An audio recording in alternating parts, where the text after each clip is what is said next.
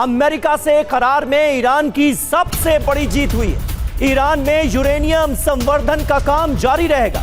Iran में low level enrichment जारी रहेगा। 3.67% यूरेनियम संवर्धन करता रहेगा ईरान, ये तय हुआ है। ट्रंप ने दावा किया था कि अब ईरान को यूरेनियम संवर्धन नहीं करने देंगे, एनरिचमेंट अलाउ नहीं किया जाएगा, लेकिन यहां पर डोनाल्ड ट्रंप ने सरेंडर कर दिया है ईरान के सामने।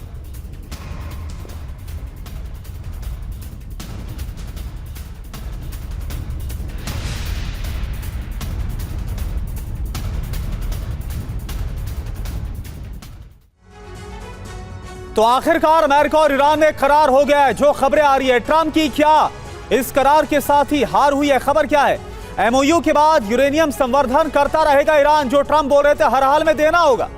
नंबर 2, ईरान को कम स्तर पर यूरेनियम संवर्धन की मंजूरी दी गई, यानी कम स्तर पर, लो लेवल पर करता रहेगा। ईरान के पास ही रहेगा संवर्धित यूरेनियम, यानी ना ही किसी तीसरे देश या फिर अमेरिका को मिल पाएगा। अमेरिका को ईरान यूरेनियम सौंपेगा नहीं, ये क्लियर कर दिया है ईरान ने। यूरेनियम संवर्धन मंजूरी, ये ईरान की बहुत बड़ी जीत है। इसी यूरेनियम को लेकर तो अमेरिका कह रहा था कि कभी भी ईरान इसी यूरेनियम से हथियार बना लेगा। यूरेनियम संवर्धन रोकने में ट्रंप नाकामयाब हुए हैं, ये उनका एक बहुत बड़ा फेलियर है। टीवी 9 के पास क्या जानकारी है? ईरान से ओबामा की संधि को ट्रंप ने तोड़ा था। ओबामा की संधि में 3.67% संवर्धन की अनुमति दी गई थी, यानी जब ओबामा के शासनकाल में संधि हुई थी तभी यह तय हो गया था। संवर्धन पूरी तरह से रोकने के लिए ओबामा संधि को तोड़ा गया। 3.67% संवर्धन ऊर्जा और मेडिकल के काम में आता है।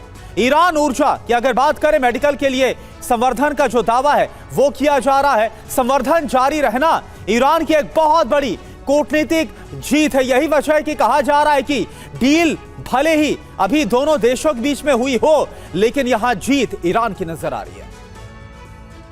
जी हां, और जिक्र हुआ है ईरान के न्यूक्लियर जखीरे का। आपको बता दें कि IAEA जता चुका है ईरान के संवर्धित यूरेनियम पर चिंता। जो संवर्धित यूरेनियम आज की तारीख में ईरान के पास है, उसको लेकर चिंता का इजहार किया था कुछ दिनों पहले IAEA ने भी।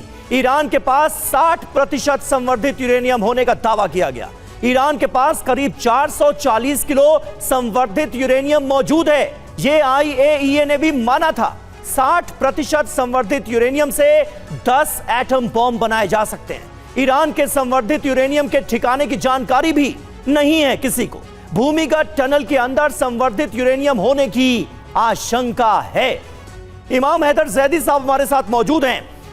जैदी साहब, मैं आपसे जानना चाहूंगा, फिर हासिल क्या हुआ डोनाल्ड ट्रंप को, अमेरिका को? इतने दिनों की जंग के बाद ईरान पर जंग थोपी गई, पूरी दुनिया पर उसका इतना नकारात्मक, इतना नेगेटिव असर पड़ा, और फिर वही ढाक के 3 पात जो ओबामा के कार्यकाल में समझौता हो गया था, ईरान तो उसके लिए राजी ही था।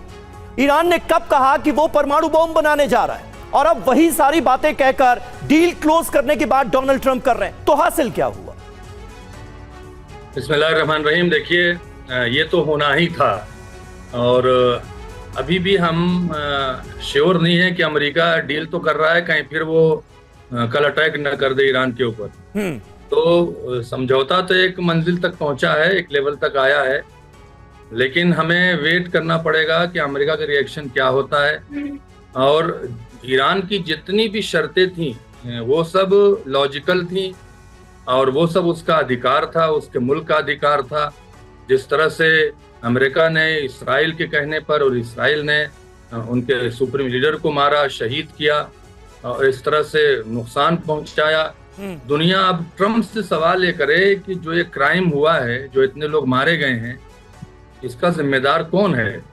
जब आपको ये बात करनी थी, जंग से पहले भी ईरान यही कह रहा था कि हम न्यूक्लियर नहीं बनाएंगे, और हमारे यहाँ एक फतवा होता है, जब फतवा जारी हो जाता है तो उस पर अमल किया जाता है। खामनेई साहब का फतवा था कि हम न्यूक्लियर बम नहीं बनाएंगे, ये मानवता के खिलाफ है जी। जब ये टेबल पे बात हो रही थी, तो फिर आपने क्यों जंग थोपी, फिर आपने क्यों मारा? और आज उसी बात पर 2 महीने 2.5 महीने इतना नुकसान पहुंचा के, दुनिया में एक हंगामा करके, हमारे भी देश पर, भारत में भी काफी उसका असर पड़ा। आज हमारे यहाँ तेल महंगा हो गया, हमारी इकोनॉमिक पे असर पड़ा, हमारे कुछ देश के लोग अरब कंट्री में मारे भी गए, हमलों में जख्मी भी हुए। ये तमाम चीजों को लेकर सवाल हमारा ये है कि इस क्राइम की सजा ट्रंप को मिलेगी कि नहीं मिलेगी। जो बात जंग से पहले हो रही थी वही आप जिस बात का जिक्र कर रहे हैं, भरत बरई जी अमेरिका से हमारे साथ मौजूद हैं। भरत साहब, ये सवाल अब पूछा जा रहा है कि हार तो हो गई डोनाल्ड ट्रंप की, इसमें कहीं कोई शक नहीं है। ईरान की मांगों के सामने आखिरकार उन्हें झुकना पड़ा, लेकिन क्या ट्रंप को इसका हिसाब चुकाना होगा? मिड टर्म इलेक्शन में क्या ट्रंप को इसकी कीमत चुकानी होगी? देखो, मैं आपके ये स्टेटमेंट को नहीं मानता कि ईरान की जीत हुई है या अमेरिका की हार हुई है।